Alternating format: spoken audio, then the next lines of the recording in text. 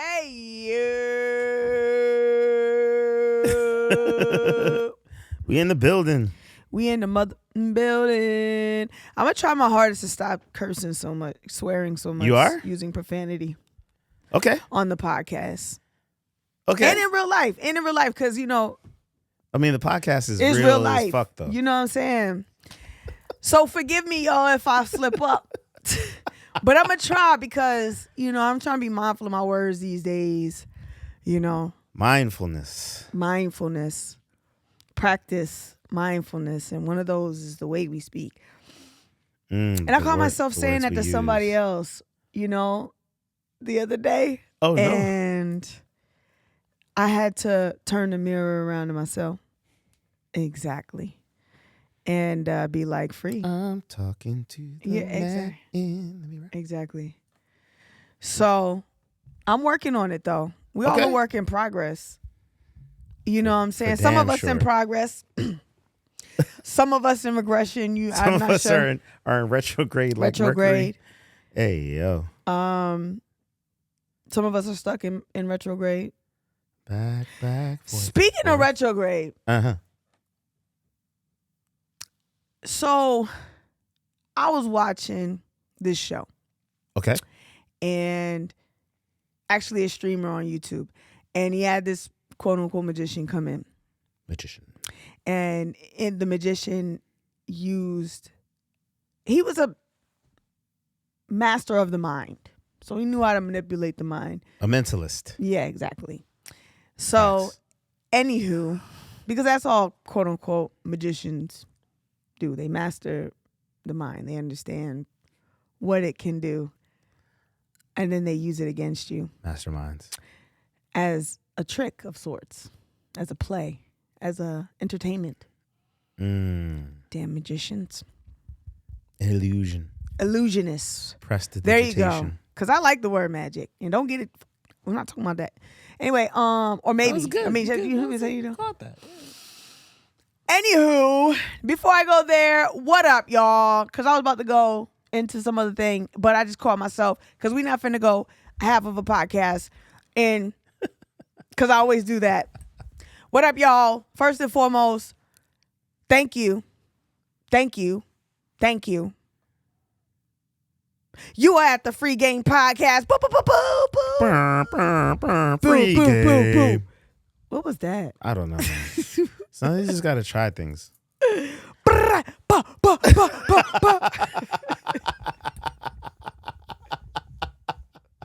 It's a lot of gunplay today. Hey, what's going on? Yep. What's up, y'all? Shout out to everybody that's new if you found your way here. I don't know how the hell you did that, but thank to the heavens that you did, and I'm happy that you are here. So glad I hope to see that you. you stay and hang out with us a little longer. Shout out to the day ones that been here. We love you. You know what I'm saying? Family gang. And I need y'all to understand something. When I say gang, it is not to be divisive.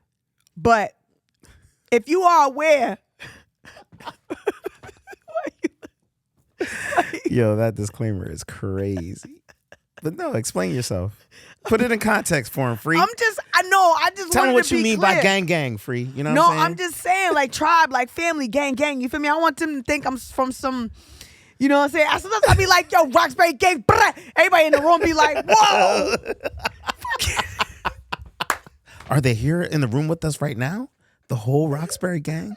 Are they here?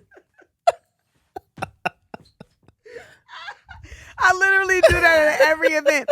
Don't be at a Boston event and I be in the crowd and somebody be like, is Roxbury in the building?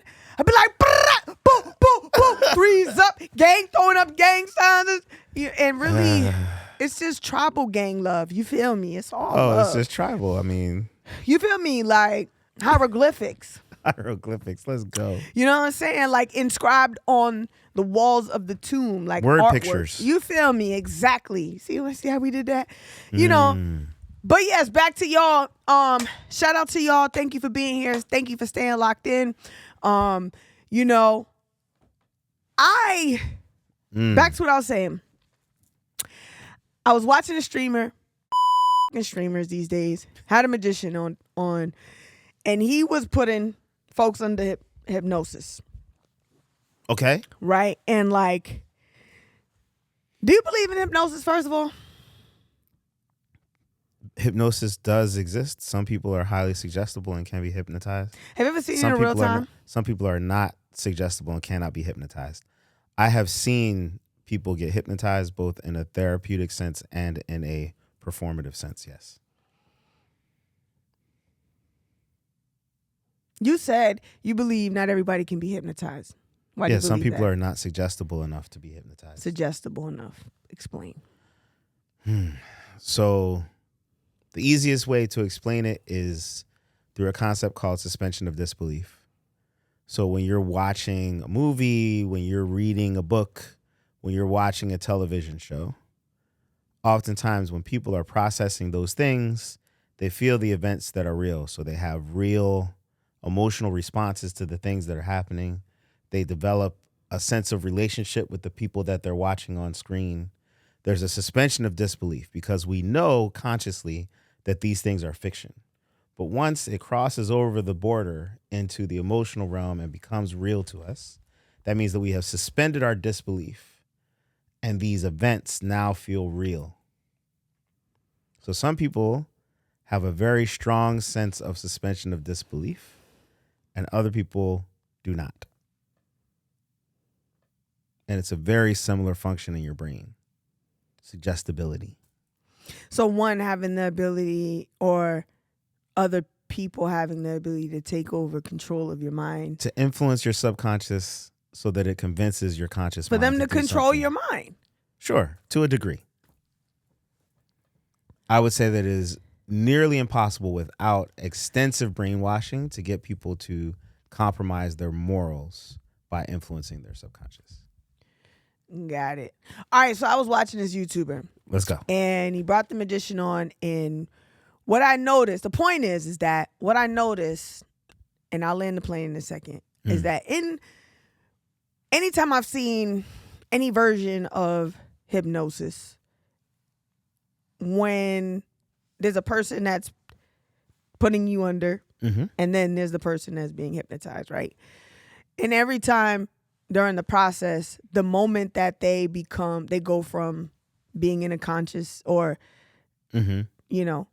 into, first of all, before I go, this is gonna mess me up. I'm gonna go back because this is for me, not y'all, or for both of us, because I know that y'all don't be knowing. So I'm a do us both a service so that we can understand the context of this right now. So, hypnosis, the induction of a state of consciousness in which a person apparently loses the power of voluntary action and is highly responsive to suggestion or direction. Its use in therapy, typically to recover suppressed memories or to allow modification of behavior by suggestion, has been revived but still controversial. That part. Okay. So, back to the streamer. Let's go. This is how my brain works. Something happens, I see something, and I just go into this whole thing. Follow me, camera. So I see it happen. Every time I watch a hypnotist do their thing, at the point of being in the state of the induction of consciousness, right? At that moment, it happens at, you typically like a snap of a finger. Right, a cue. Right, a cue. Right, but the cue is usually something that is like not just a sound, but an action, right? Right, like I might say when I touch your shoulder, or when I snap, or when I count backwards from 3, or when right? Right. As I began to think about that part, that then twisted and turned into, wow, okay, well, if we could be in a snap of a finger, there had to be a sound or something, a tap or something that shifts us to this other state of consciousness that allows us to voluntarily, right, give up some kind of control or meant so that we are then moved or influenced or suggested by someone else or something else. Everybody in America is under hypnosis. It's my plain land. Yeah. You guys have to understand. I know. Don't talk shit about how I just came to this, to how I just followed the story. But this is the point. I was like, bing. Mm-hmm. Holy shit. Because then I started thinking about, well, how many of us grow up in abuse where there's a tap or and we got these sounds and music and there's all these triggers, and how many times can you snap? Or we in poetry sessions. I love poetry, but we in poetry sessions and shit, and this is why words matter and shit, because when you in there and we all in vibrations and frequencies and we snapping and we doing all the things, like what is our mind doing? What is our vibrations doing? What are we doing to our conscious, subconscious self? And then like on a grander scale, like out there in the world, I mean, I think about when I'm thinking about snaps, and then I'm thinking about like gunshots, and then just how it's normalized to people in the hood, like fireworks, how they just like, and we're in a constant state, not only of being triggered, right, and constantly looking over our shoulder and being like all these sounds, all these distractions, but like what the, how we not hypnotized? I think we hypnotized. I don't disagree with you. I just think someone is we are, yeah. And now it makes sense. It's like when this idea of like being awake or an awakening or like waking up. We're being controlled on many levels through advertising, through marketing, through cultural hegemony, through things that we're told repeatedly about ourselves, both from the inside and the outside. Your consciousness is programmed. That's part of what it means to be human. You know what? So being deliberate about what you let influence you is really important. I don't mean to cut you off, but I have to do this, right? I feel like Joe Budden right now. E-Rock. Hey, yo. What up, man? Calling. I just dropped off my daughter at dance. Just before you say anything incriminating, I am podcasting right now with Justin. So I have you on speakerphone. Everything E-Rock says is incriminating. What are you talking about? You just left me with this brick.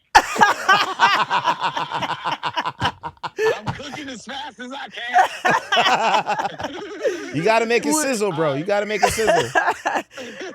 I'll hit you back. And you got to come up to the podcast. Come on. I've been waiting on my call. Like, you are cordially invited, and then I'm up in the building. Yeah, because we got to get right for you. I love you. I appreciate you. All right, love you. All right, lady. Love Talk you, bro. later. Peace. I love E-Rock. Okay. Shout out to E-Rock. What it do? All right. Hey, yo. So sorry, I didn't mean to cut you off, but I had to answer you that. good. But anyways, go ahead. That was great. Perfect timing.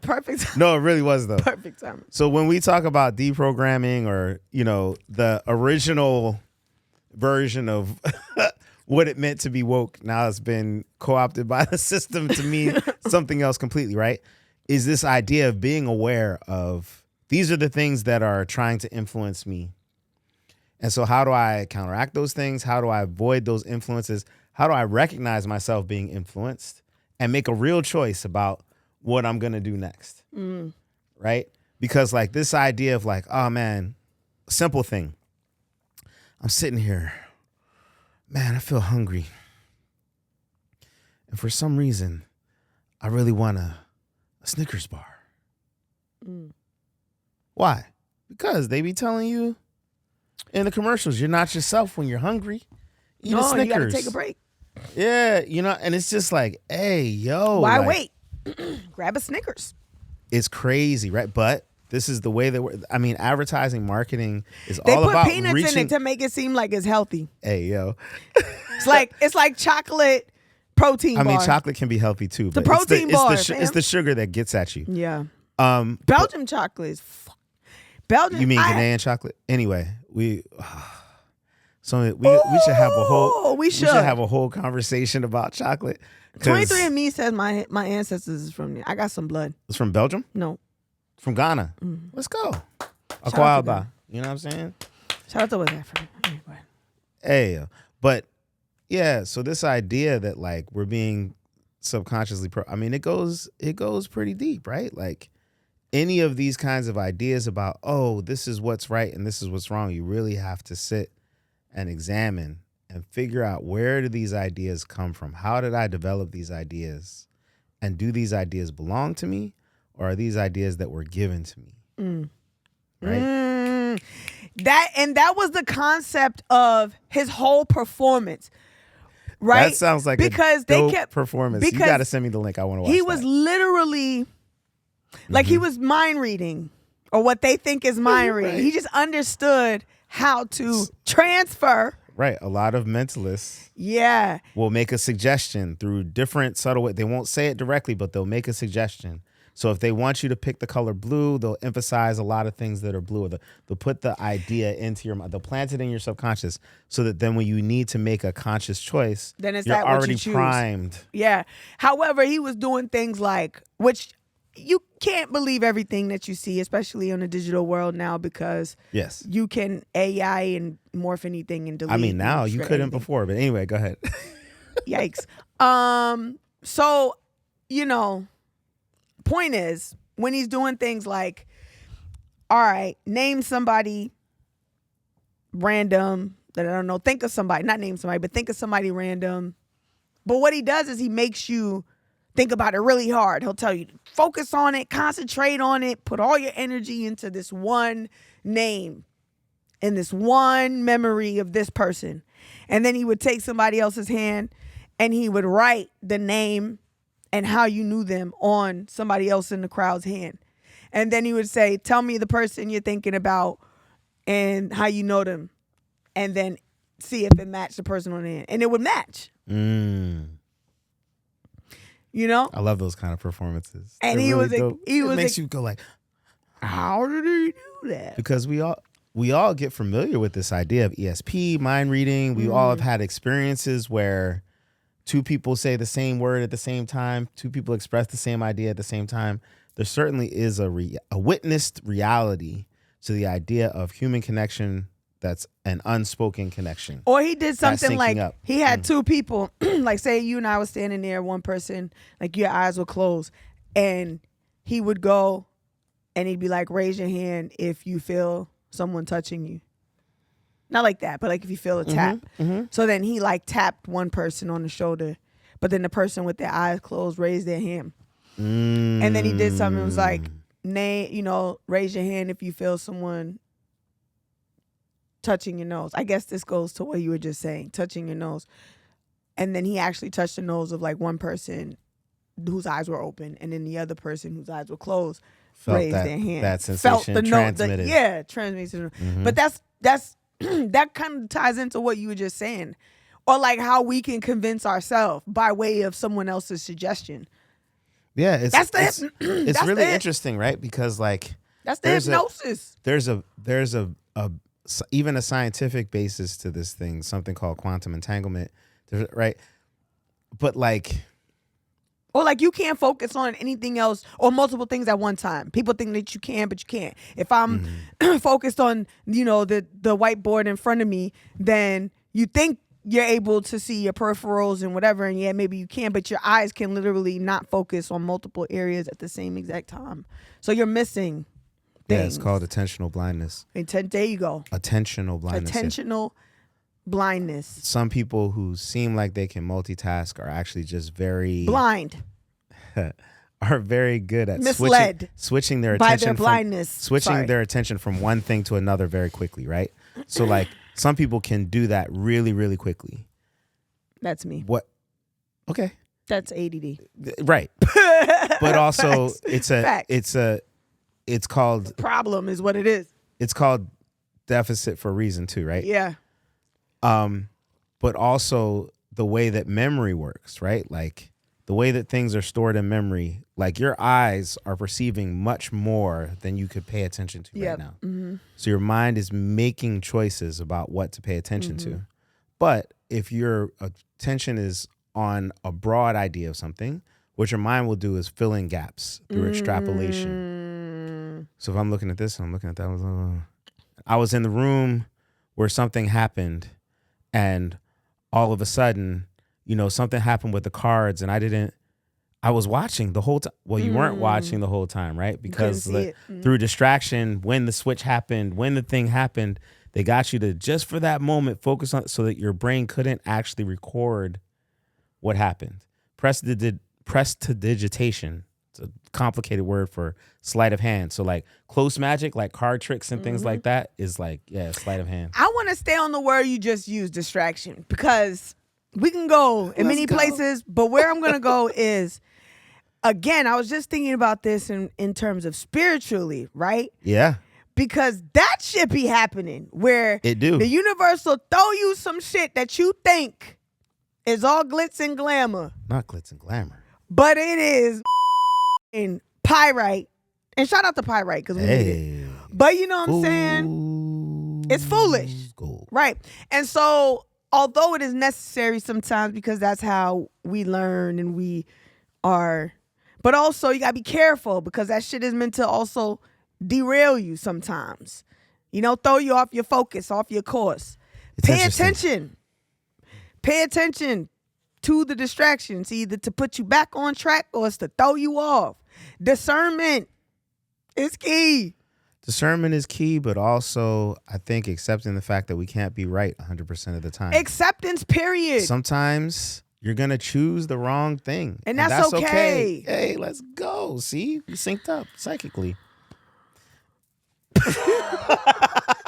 Y'all just saw it live right here. You know what I'm saying? It's just because we're under hypnosis. Under hypnosis, we've hypnotized each other to share the same phrases and thoughts. See that? Y'all seen it right here. It was live. By having it was live. repeated conversations and using the same phrases with you, right? Like it just is. You can just tell we're friends for real, no? Or right. That's what I'm saying. Like it's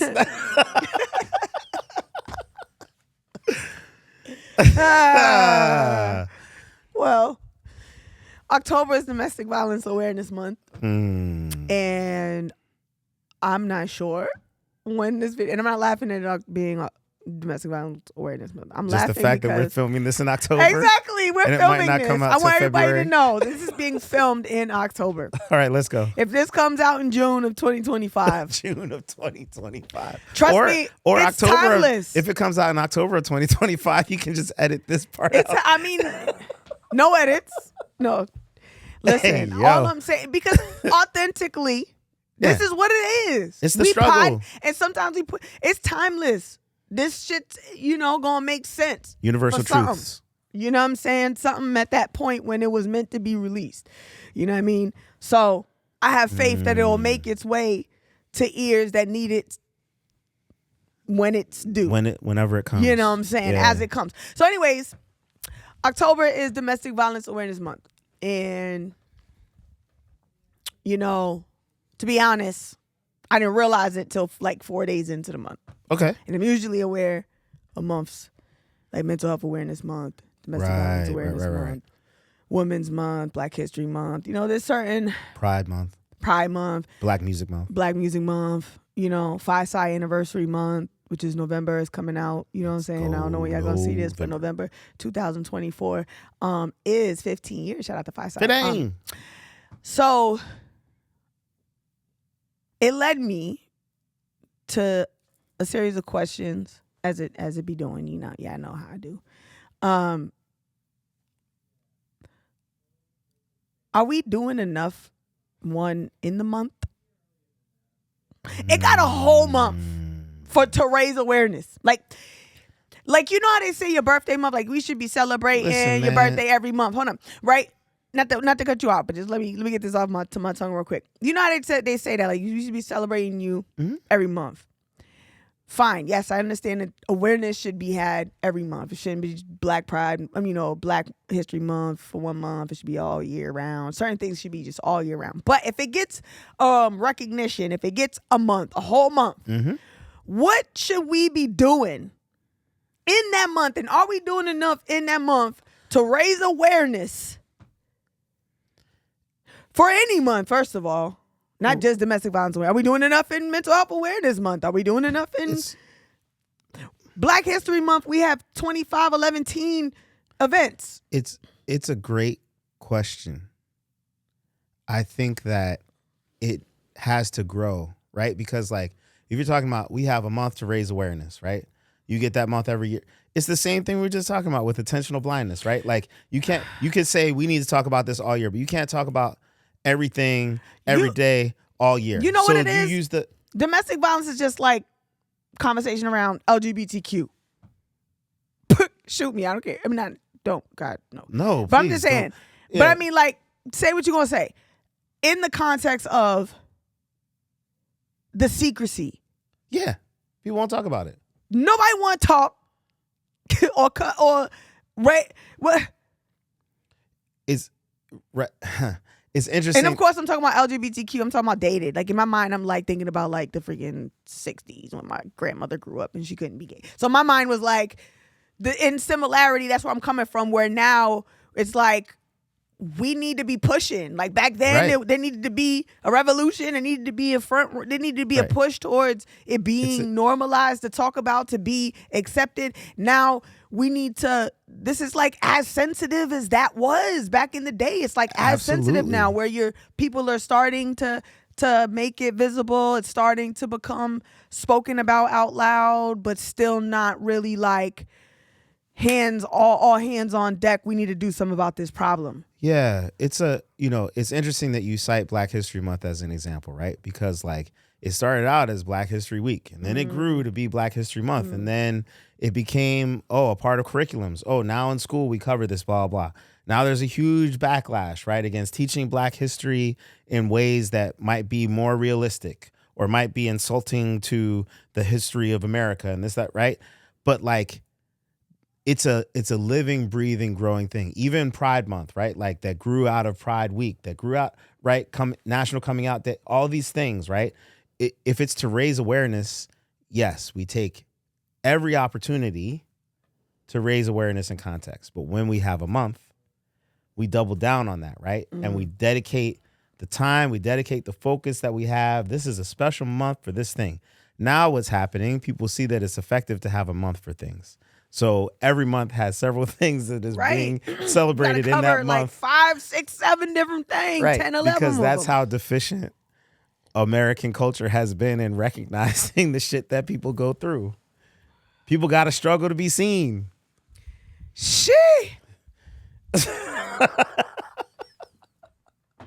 Just to be seen, bro. What does it mean to be seen? Let alone to be heard. What does it mean to be seen? Just to be acknowledged. No. You exist, and that's important. No. See, that's a thing that's... sorry. Jeez, that was my first one. Sorry, guys. I tried with the F-bomb. Nah, it's going to come out with the passion. That is the difference. We got it messed up.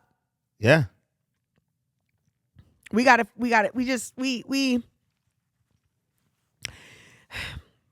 to me, I don't want to be seen in a way that is like ego feeding. And it sounds that's like interesting. Okay. like yes, do I think that there's part of that that's like, you want to be recognized for things that you're doing, or if you do something great, like, hey, Phree, like you did this great thing, like cool, that's great. But like when somebody says I see you, to me, depending on who it comes from, it just is different than being like, yo, congratulations for that thing you did. Yeah. Like when somebody says that to me, like, yo, I see you, especially from, it's like when you see somebody in that way, I want to be seen, right? I want somebody to see my soul, right? I want you to see me for me. When you say I see you, I want you to, I acknowledge that as, okay, you see me for real. Like you see me. Not like I want to be seen out here tap dancing to be top 10 of the or top 5 of the, like it's so weird about this like scene thing. I think there's a bunch of context, right? I think that the context that I was going for is issues that have previously been invisible or have previously been not acknowledged in broader conversation. Things like queerness, things like domestic violence, right? I think that the seeing as a first thing, right? If we're talking about the different senses, right? Like the seeing is just like people walk over homeless folks, unhoused people all the time.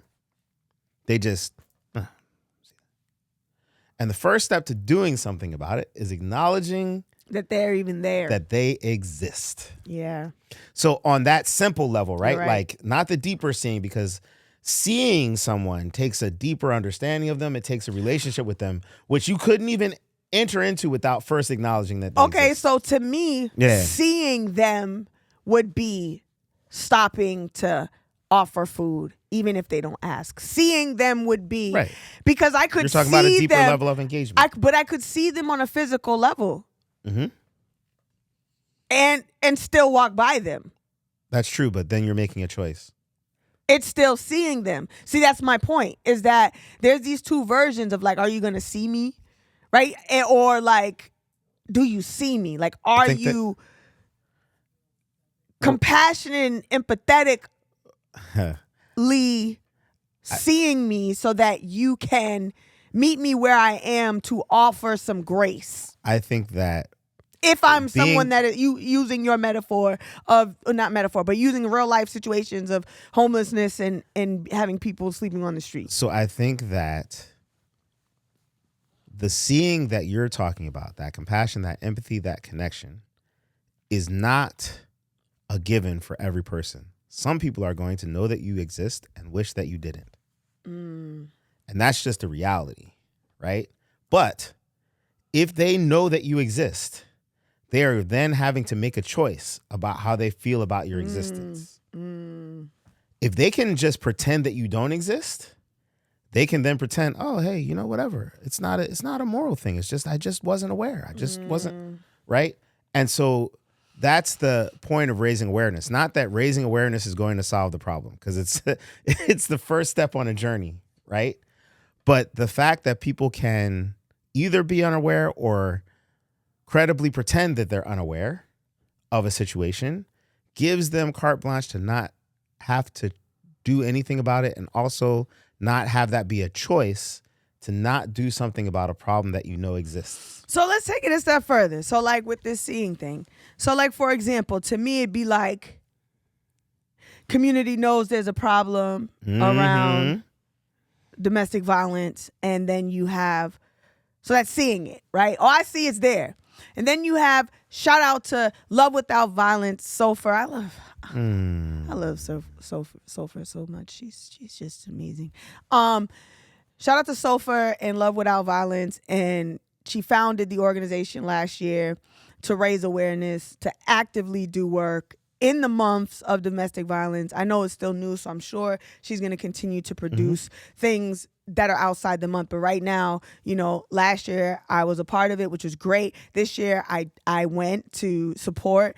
I just love the fact that she exists, you know? Yeah. And spaces like that is the seeing with the capital S, you know, like seeing the problem and then activating, right? Like seeing the problem and not needing to be the front. Like she doesn't host the panel. There was a panel of, you know, black men, you know, and there was a few black women on there, but it was predominantly for black men's voices around domestic violence, right?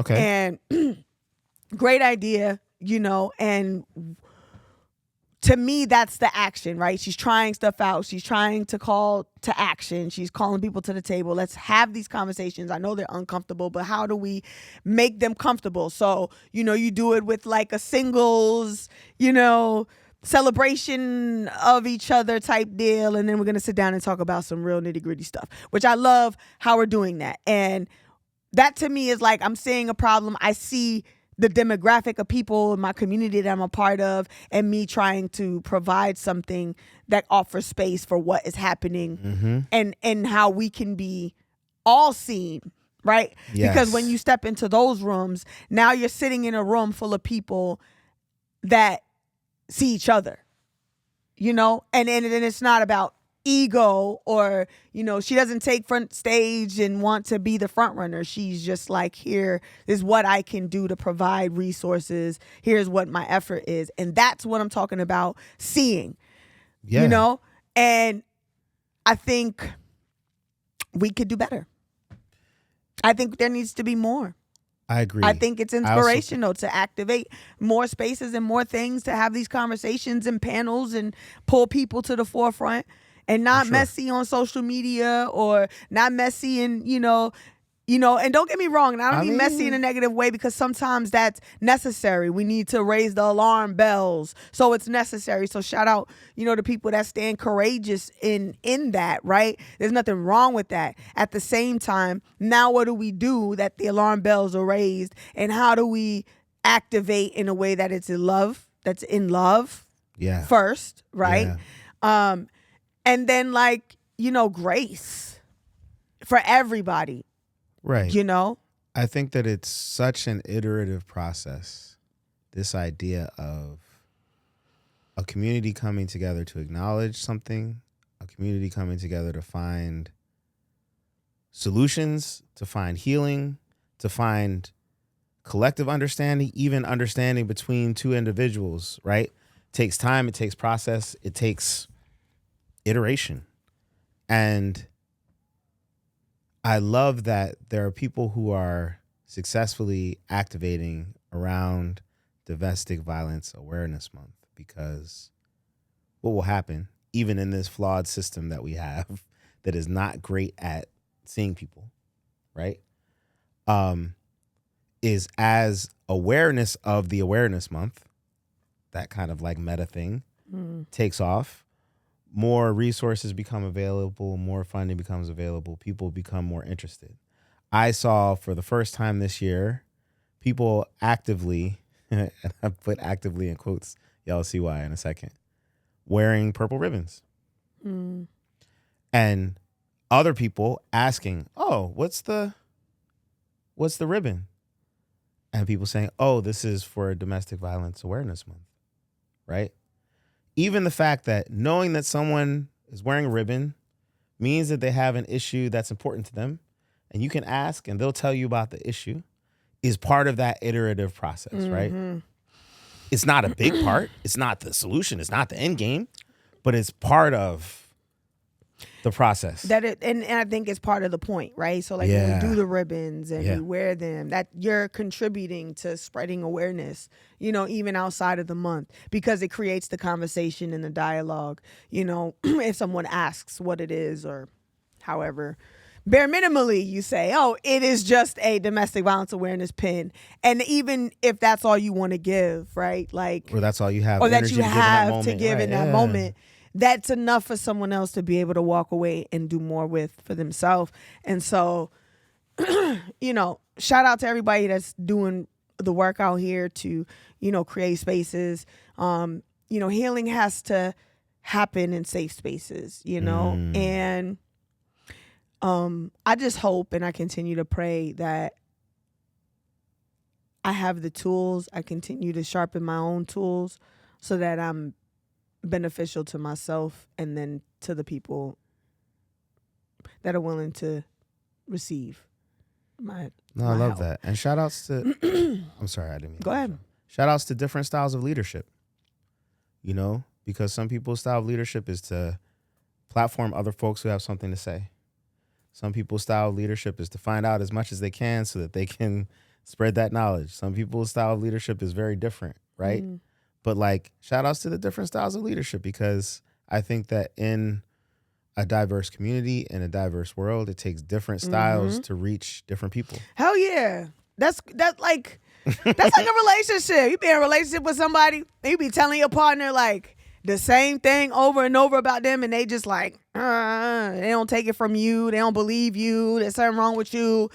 Somebody completely different will tell them the same exact thing. And now? But they were able to hear it different. And that's no shade.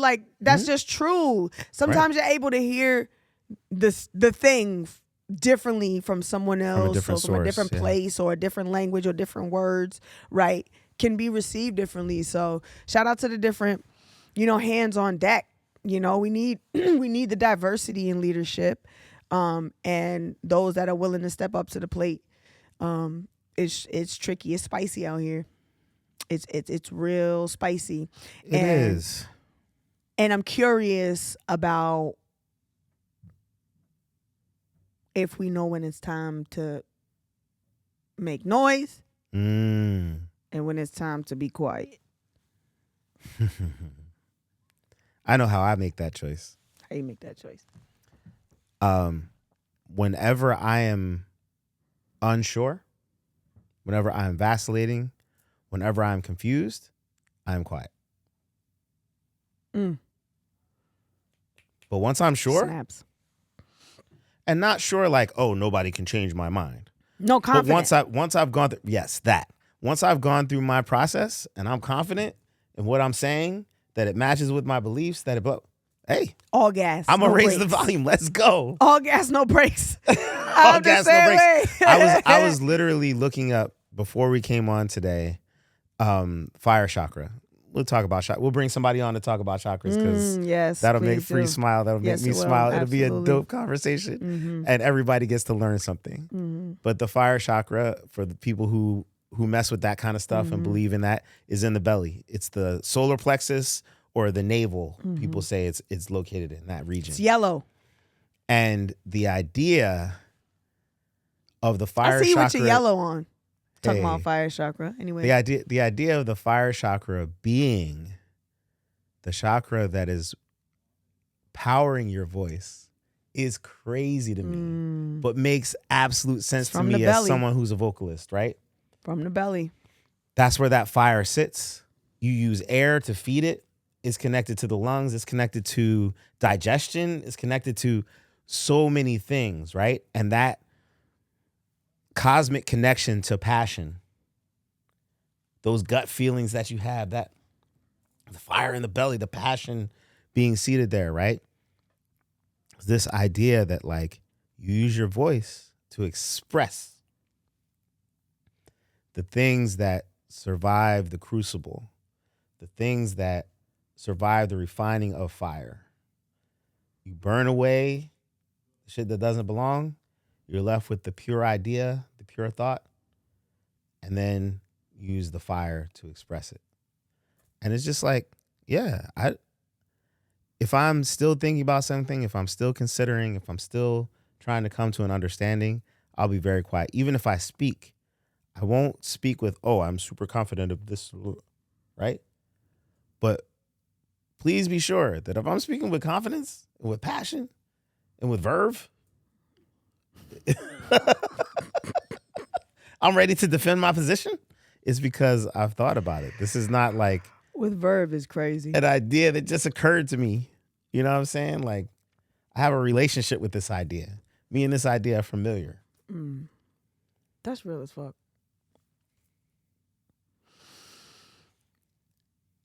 I hope y'all are writing this shit down.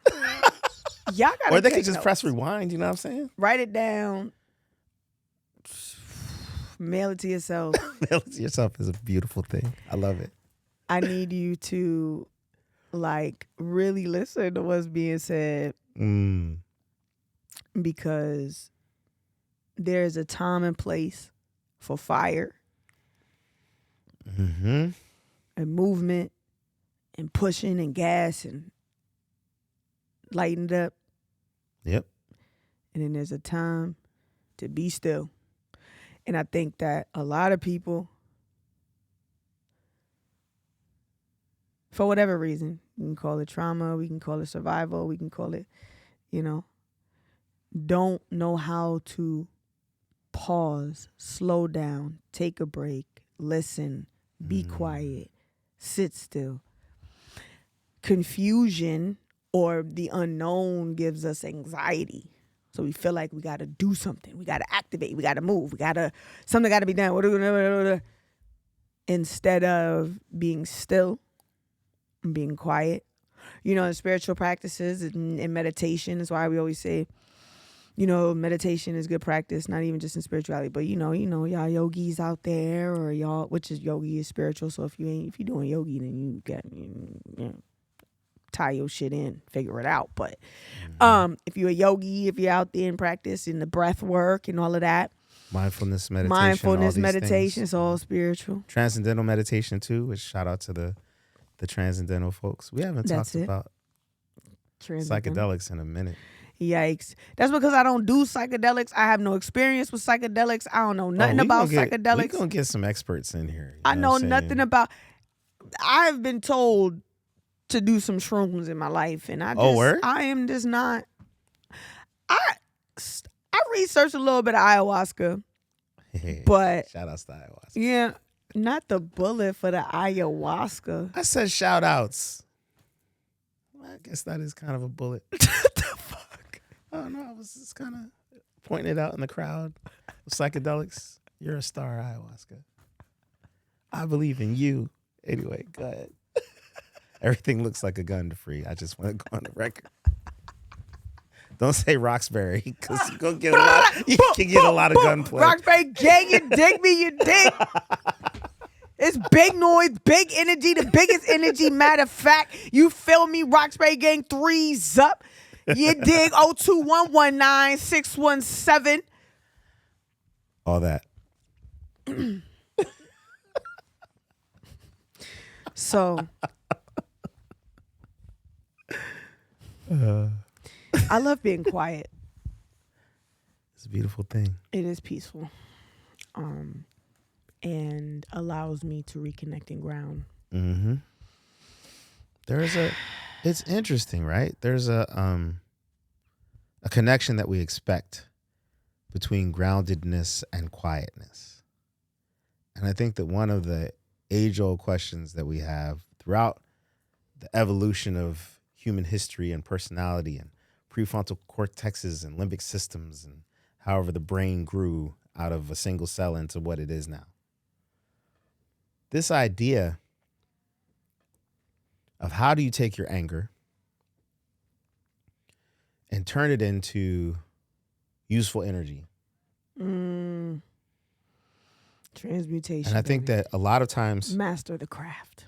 And it's amazing that we get to talk about this during Domestic Violence Awareness Month, because when people think of domestic violence, often the emotion that they think of is anger that is expressed in a way that's unhealthy, right?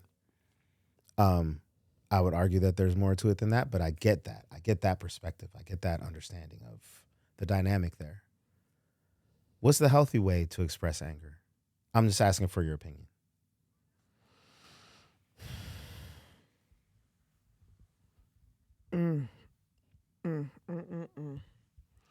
First of all, I think it's healthy for me to express my anger in any way that is not harmful to myself or anybody else. So, however that might look. I love that If answer. I get into an open parking lot and decide to destroy my acoustic guitar, it's my business. And also, that could be my therapy. That could have been something creative I needed to do to transmute some energy, you know what I'm saying? Whatever. But I should be able to do that without being looked at as... They got those rage rooms where you can. That's go what in I'm and break saying. stuff. Now they have rage rooms now. You literally pay to go break glass and TVs and computers. Like, they're literally allowing you to do that. They're making you pay. They'll let you pay to do it. You know what I'm saying? They're making you pay to break your shit. I'm so glad. Stuff. Stuff. They're making you pay to break your stuff. To break your stuff. Or donated things. People donate they things to this place and you pay them to break it. They probably find this stuff off the side of the road. They probably go to garage sales, buy a computer for $5 and charge us $50 to take a bat to it. They're providing a service. TVs. They're all broken. They don't work. Anyway, you go get them out the trash, out of donation bins. They don't work. Give me your broken TVs. You get to smash the things and you don't have to clean up afterwards. I mean, nah. But if I smash my TV in my house, which I can do as long as I am home alone. Right. Y'all understand what that means? Yes. Y'all have to understand. So that nothing can be misinterpreted. No, it ain't even. Yes. And also. So nobody gets caught up in the... It's just because you have to understand violence. Right. Because even and it can be violent Mhm. to someone else. Even witnessing violence That's what I'm saying. has an effect. So if I'm angry and I throw something in a room full of people with somebody, Come on now. it is violent. Because you might hit someone. You might hit someone, but I don't have to hit. You don't have to hit people to be violent and harmful towards people. Like, I need y'all to understand that. Facts. You don't have to physically put hands on somebody to be violent towards them. As simple as me and him sitting here right now. If I got upset right now in this moment and threw this microphone across the room, it didn't hit him. It didn't go in his direction, but it was violent. And that could potentially be harmful towards him. He could be harmed by that. You have to be mindful of those things. So when I say I believe that you should be able to express your anger however you see fit, as long as it is not harmful to you or anyone else, I mean that. But you have to be mindful. That's the kicker. Release. Anger is not the root of the problem. It's a symptom. Anger is a reaction to a problem. It is a symptom. So when you're angry, it's okay to express in that moment and respond and release and whatever you feel. And then you get to the root of the bottom to what really is making you angry, which is usually hurt and pain. So I don't mean to be so. Was that a little assertive? No, I love this conversation because one of the things that I've been struggling with lately, and by lately, I mean most of my life, just to put that in context, is the idea of where and when it's okay for me to express the fact that I'm angry.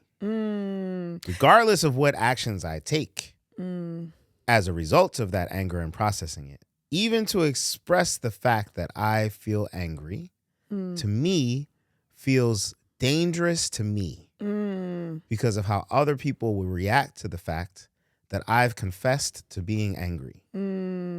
Right? And like, it is... we started out this... how people respond to your anger will harm you ultimately. How people will respond your expression to of even anger. Knowing that I'm angry. Having confirmation that I'm angry. But is that a fear you have? Like, are you afraid of how people would respond if you were to verbally? Absolutely. But where does that come from? Oh, I'm glad you asked that question, Phree. That comes from the trauma of witnessing people's reactions to my anger, people's reactions to the anger of folks who look like me in a society where white supremacy sets so many of the rules and norms. Because as a black man, I don't get to take for granted that people will give me the benefit of the doubt. I have to assume that if someone feels threatened by me at all, there will be an outsized reaction. Why? Because preemptively, if I don't make that consideration, I can find myself in a situation that is completely outside of my control, even based on things that other people could have done without getting that same reaction. And that kind of emotional bondage that so many people of color live with in this country and other places around the globe puts us in a place where we're not able to freely communicate what it is that we're feeling, which means that we're not able to freely experience what we're feeling, which means we're not able to freely process what we're feeling, which means that those feelings turn into actions. This is what happens with suppressed feelings. So pause, not to cut you off, but to pin this real quick, right where you're saying that, if I could just insert this real quick. So at the panel, there was a gentleman up there that was trying to communicate his experience without fully exposing or saying blatantly what the experience was. So he would kind of did the circumference thing, Danced you around know, it, yep. instead of just saying like his partner was abusive or that, you know, like I didn't like that I had to try to figure out which one. Are you saying that you was the harmful one? Are you saying that your woman's the harmful one? But either way, what I got from it was the vulnerability of the moment. You know what I'm saying? You could hear how it kind of made him, I would identify it as fearful, right? Kind of caught his tongue a little bit because he wasn't sure about how to communicate the truth about certain things, or wanting to, or to even be able to say like, I was abused. There was somebody up there who said it. Like they were with somebody that was They got to abusive. a place where they could say it. He said something to the effect of women are allowed or they get away with things that men wouldn't get away with.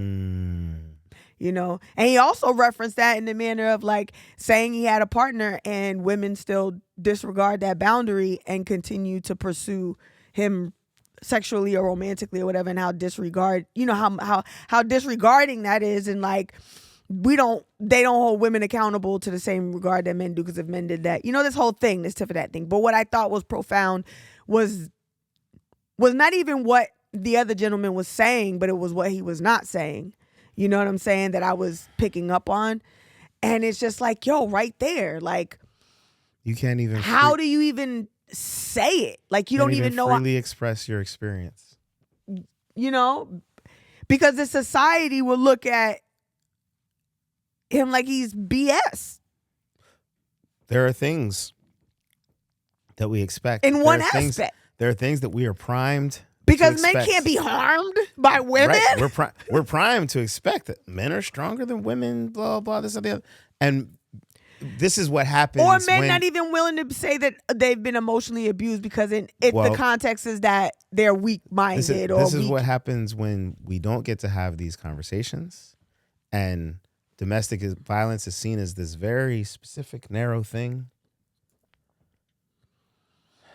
Yeah, and I need and more that person is not bigger than you. That person is not stronger than you. How could they possibly have physically harmed you, right?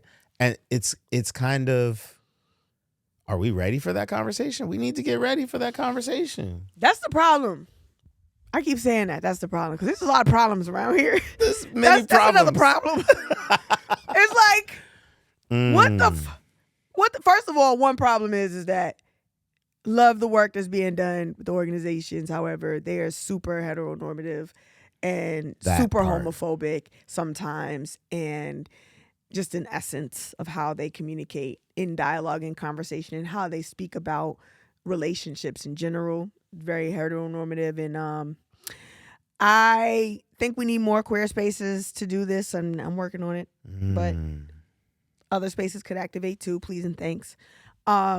Because there's something to that too. You know, queer partner violence, you know, it's not just men and women. It's, you know, queer relationships as well. And then the stemming, which, you know, I tried to dissect some years ago in the community with community support around the ways that masculinity, you know, and how we, you know, identity, like how we identify with our masculinity and how we are raised, and the models of masculinity around us that could really dictate whether we operate out of the toxic place of masculinity, you know what I'm saying? Or the goodness of it. You know what I'm saying? Or a little bit of both. Even what is the toxic part? What is the toxic part of masculinity?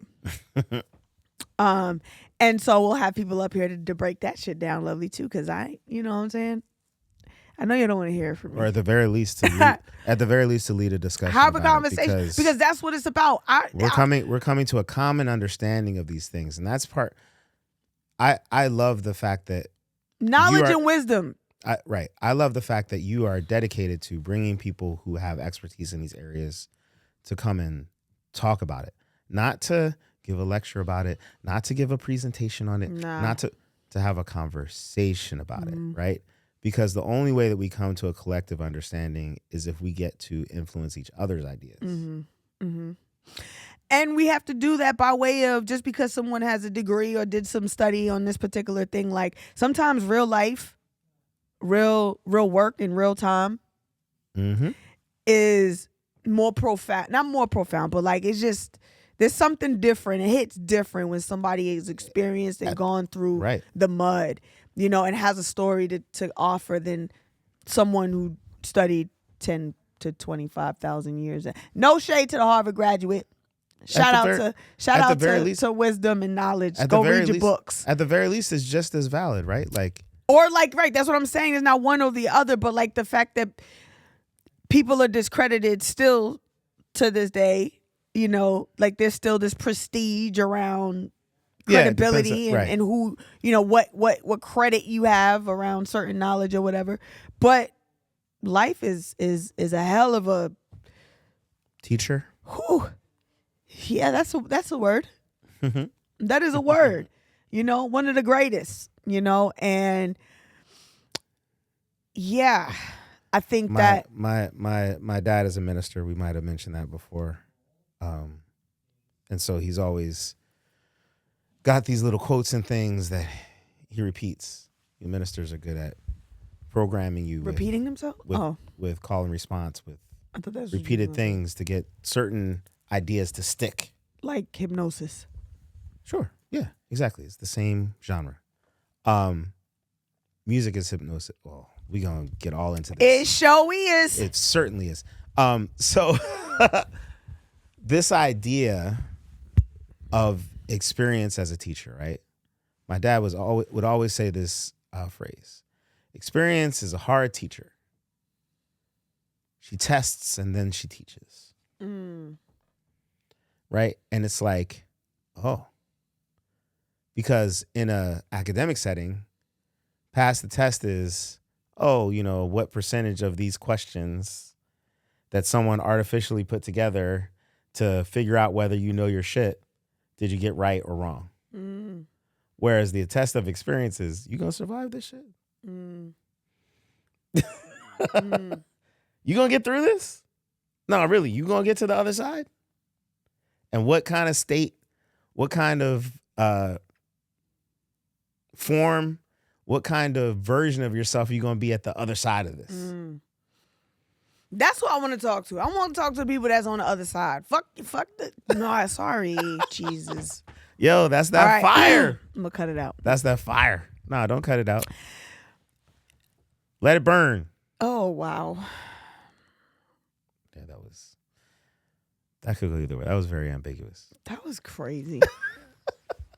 I respect the degrees because that is time, energy, money. And those people have an experience too, right? Like they've encountered the material, they've studied. Yeah, but I would rather take someone that came out the other side. I hear that. And sit with them. And I love the fact it's a different kind of wisdom to me. I love the fact that there are people who have done both. But that's what I mean is that because the other side to that is it's wisdom to me, right? And then when you add the knowledge with the street course of that you just took,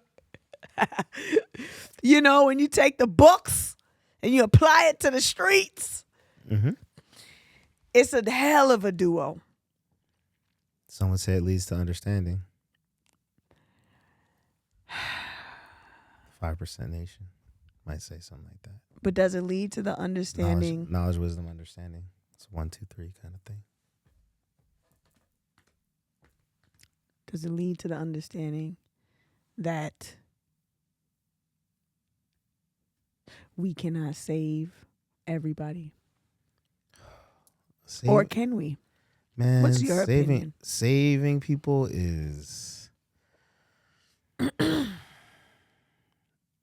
it's a concept that I'm not fully comfortable that we understand what that even means.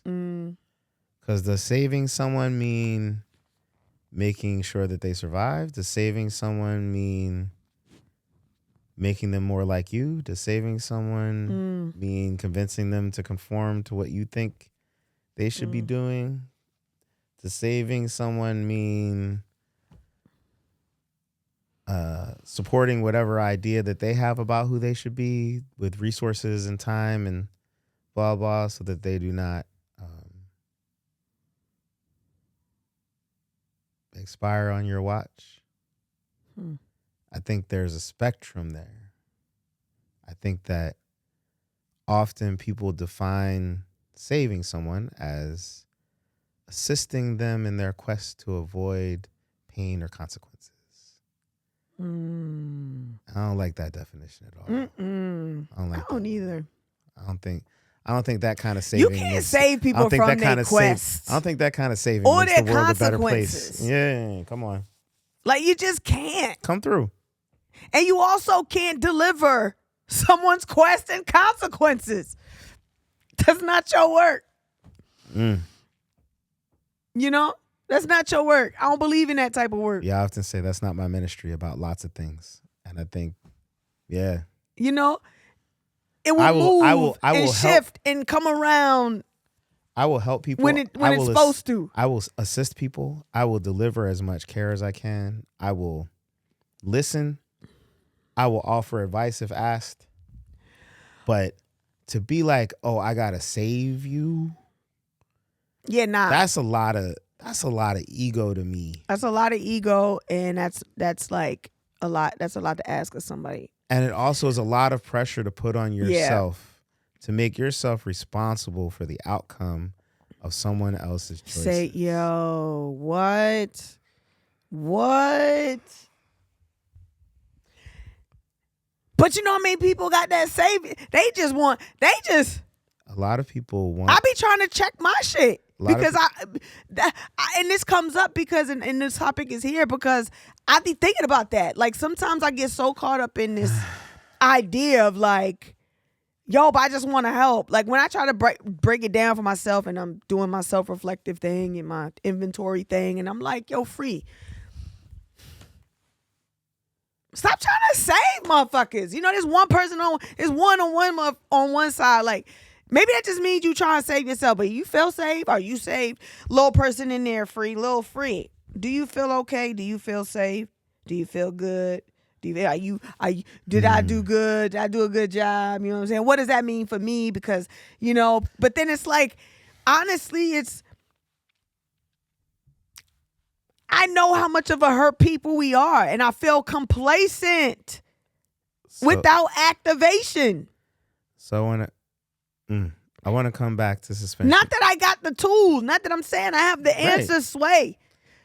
But you feel like you at least owe it your effort. Well, I have an experience. I have a hell of an experience. Oh, my gosh. I have a heck of an experience. A heck of an experience. And I think that if you have listened to me speak over the course of time, you know that I believe that is one of the most powerful things we could do, is to share our knowledge, our experiences, and our wisdom. How the hell did you do it? Yeah. Because those that don't believe it can be done might get an example of how it was done, and then it inspires them to do something. To go and get it done. To get it done. To let them know that ain't no adversity that can stop you. Only you can stop you. Ooh, well. Ooh.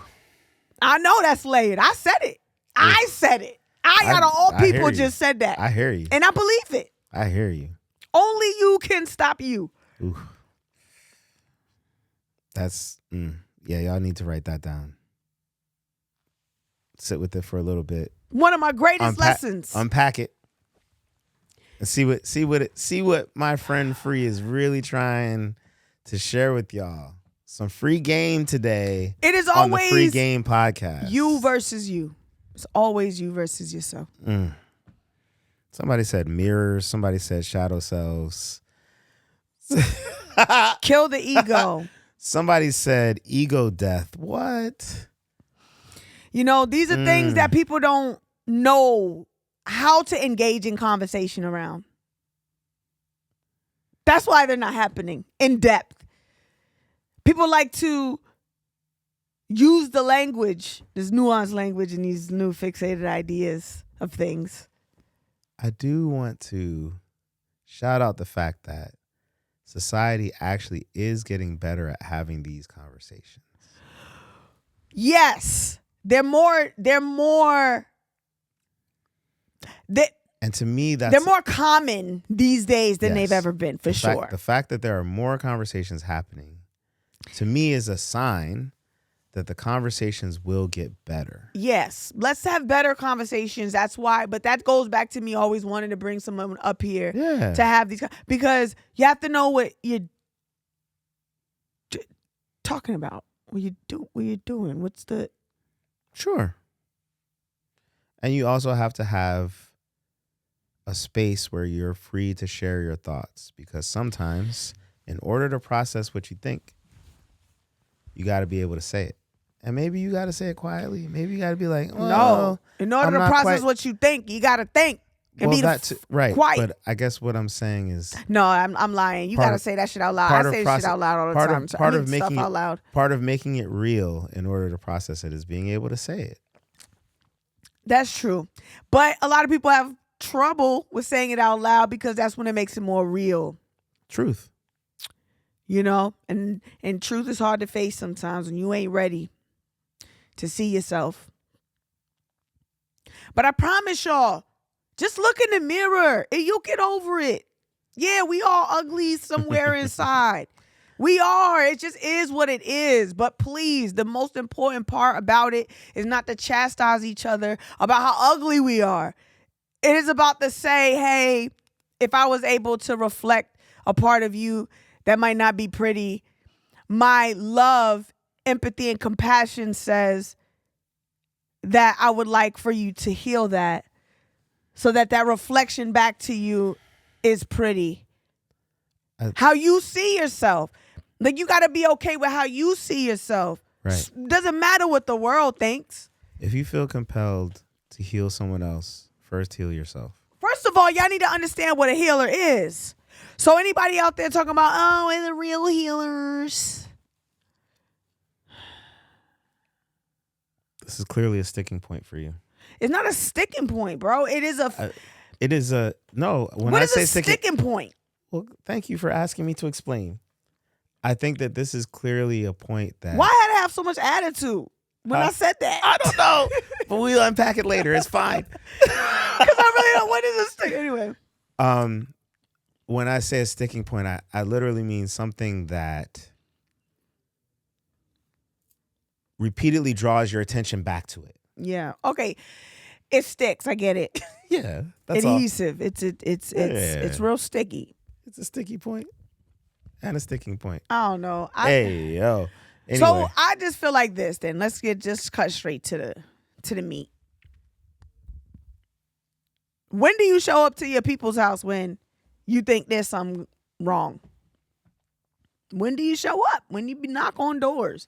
When do you find somebody? When do you go looking for somebody? When is it, and when you're in friendship, whether it be family, whether it be just in relationship, interpersonal relationships, how do you navigate this place of, I see you, I see you hurting, I see A through Z. Now, what is my role as a friend in how we navigate around that person's pain? It's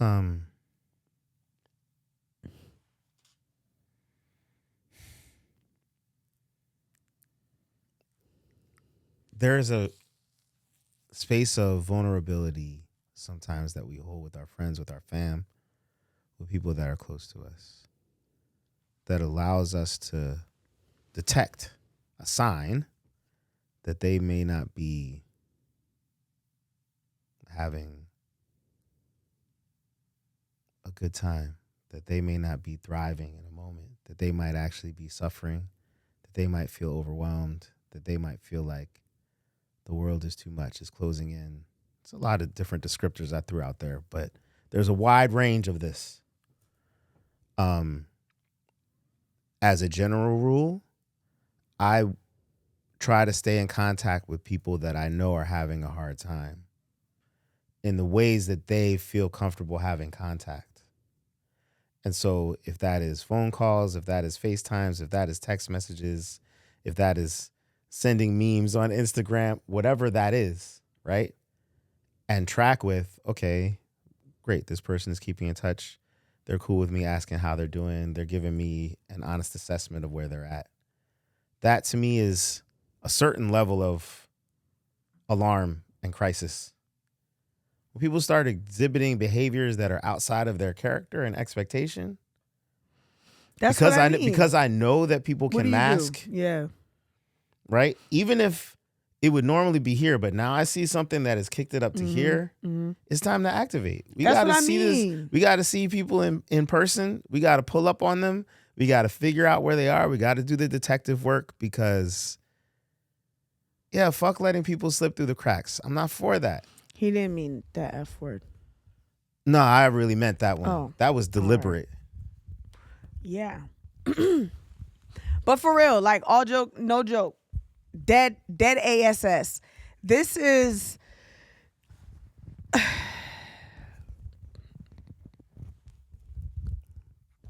I just pray. That's the whole. I'm in continuous prayer The whole. for because there's so many people, right? Like how and like so many people even including ourselves.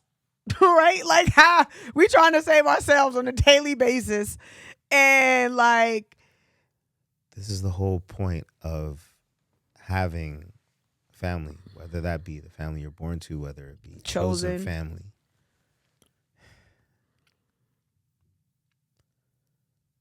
This is the whole point of being seen. It's knowing the difference between when I'm okay and when I'm not okay. And feeling compelled to do something about it when I'm not okay. This is the seeing that you were talking about earlier. And I share that definition. That shit is real.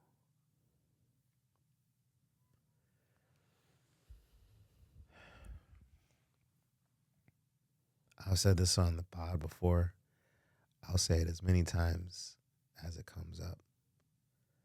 My friends, my chosen family, and the family that I was born to have saved my life so many times just by showing up. fact.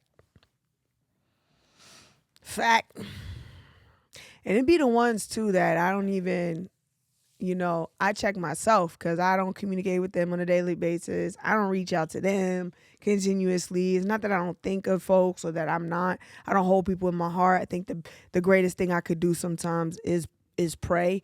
I know people have feelings about that too. They feel about people praying for them and stuff. Sure. But you know what I'm saying? Knowing that in my heart, my intentions are in a good place. And,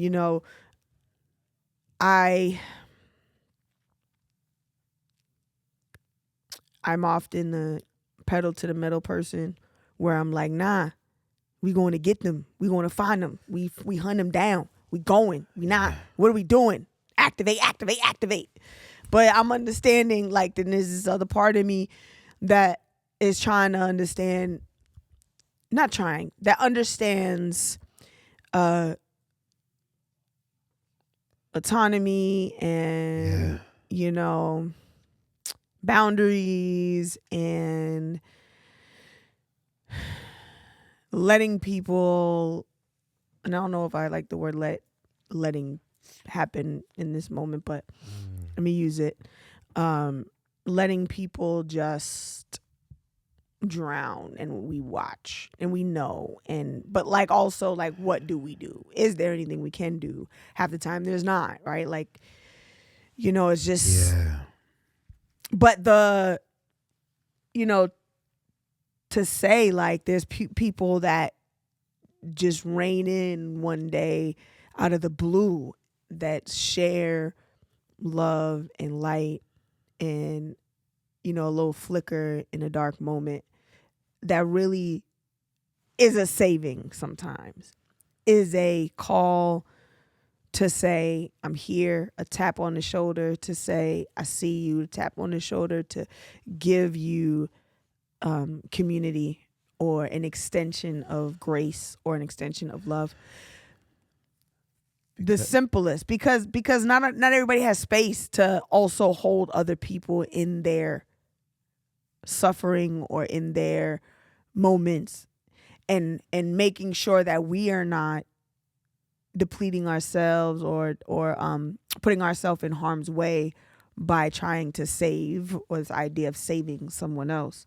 And so what is that fine line? Like there's this fine line I feel sometimes of like, okay, self-care, and like make sure, Phree, that you're focused on you and you're focused on that this isn't, you're not trying to take on too much of the greater good and you're focused on your good. And it's like, but my good is only valuable with the greater good. Like, what do you mean? I don't understand. We need both. You know what I'm saying? Yeah.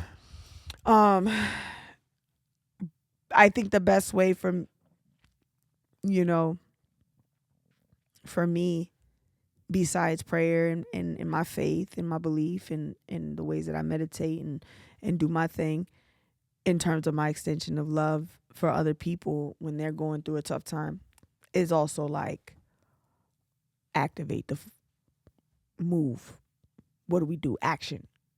But like, what's the balance? That's a question. It's rhetorical. It's a thought. Like right now I'm just thinking. It's a trying and tough time for everybody. It has been, it will be, it is what it is. I had a whole conversation with somebody in the inbox that had, an issue with some things that were coming up on Facebook, saying that the community needed to be quiet. And, we were revealing too much. And then, I had a private conversation with the person and completely understood what they were saying. Like, I ain't even mad at their position, of just like, whether I agree and if I'm mad at it or not, it's two different things, right? There's this part where I agree and I understand the perspective of like making yourself vulnerable by being so exposed or exposing the things, and then like protecting, your energy and your peace and what have you. And I think there's this fine line I ride, right? Like in relationships and friendships and giving grace and all this, like, is duality. Everything is duality. It's two sides to it. And how do we balance that? I struggle a lot with that sometimes. The balance beam, man, get tricky.